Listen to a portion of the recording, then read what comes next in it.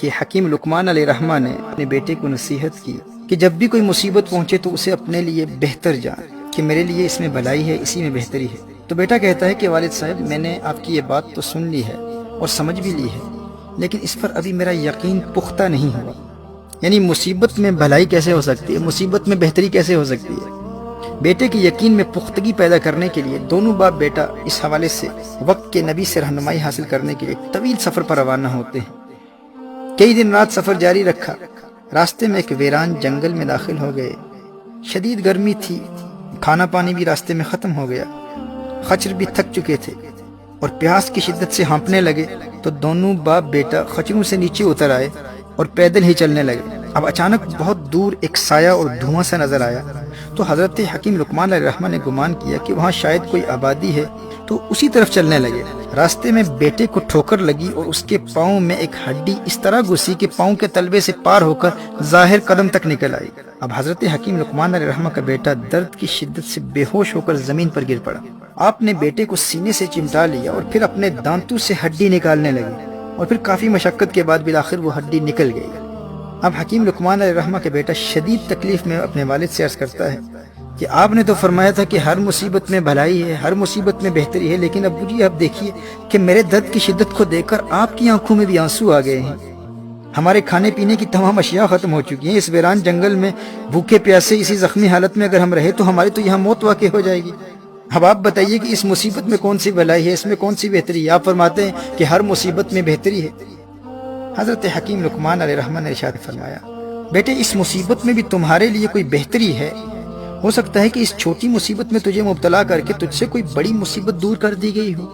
محترم احبہ، ابھی آپس میں باتیں ہی کر رہے تھے کہ حضرت حکیم لقمان علیہ الرحمہ نے نظر اٹھائی اور وہاں دور جو دھواں نظر آ رہا تھا وہ غائب ہو چکا تھا، اور دور گھوڑے پر سوار سفید لباس زیب تن کیے ایک شخص نظر آیا جو بڑی تیزی سے ان کی طرف آ رہا تھا، اور جب وہ بالکل قریب آیا تو نظروں سے اوجھل ہو گیا، اچانک غائب ہو گیا۔ اور پھر ایک آواز آئی کہ میں جبرائیل ہوں اور مجھے صرف انبیاء علیہم السلام اور مقرب فرشتے ہی دیکھ سکتے ہیں۔ مجھے اللہ جل وعلا نے حکم فرمایا تھا کہ میں فلاں شہر اور اس کے آس پاس کے لوگوں کو زمین میں دھنسا دوں۔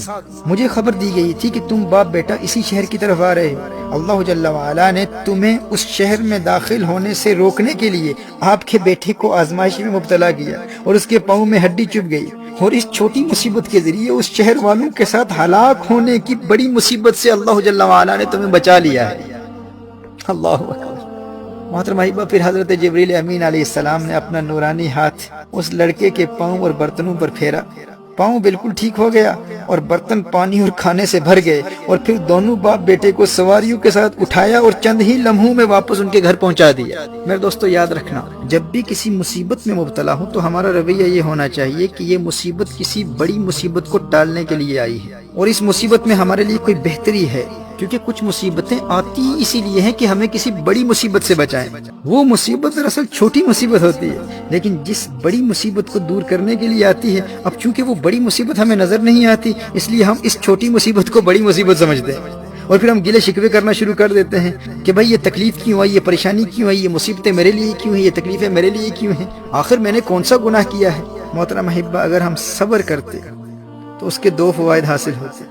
ایک یہ کہ اللہ جل وعلا ہمیں اس آنے والی بڑی مصیبت سے بھی بچا لیتا، اور صبر کی برکت سے یہ چھوٹی مصیبت بھی بالآخر دور ہو جاتی۔ جیسے حضرت جبرائیل علیہ السلام نے ہاتھ پھیرا اور لڑکے کا پاؤں بھی ٹھیک ہو گیا، برتن بھی کھانے اور پانی سے بھر گئے، اور سواریوں سمیت باپ بیٹا عافیت سے گھر پہنچ گئے، اور اس شہر میں عذاب میں مبتلا ہونے والی بڑی مصیبت سے بھی اللہ جل وعلا نے بچا لیا۔ کیوں؟ کیونکہ حضرت لقمان علیہ السلام نے اپنے بیٹے کو صبر کی تلقین کی، کہا کہ بیٹے اس میں بھی کوئی بہتری ہے، اس میں بھی تمہارے لیے کوئی بھلائی ہے، ممکن ہے کہ یہ مصیبت اس لیے آئی ہو تاکہ تجھے کسی بڑی مصیبت سے بچا لے۔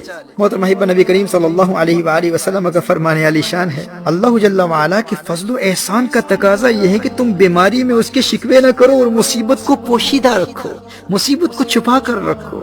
اگر مصیبت پر شکوہ نہ کیے تو وہ مصیبت بھی ٹل جائے گی، اور جس بڑی مصیبت کو ٹالنے کے لیے آئی تھی وہ بھی ٹل جائے گی۔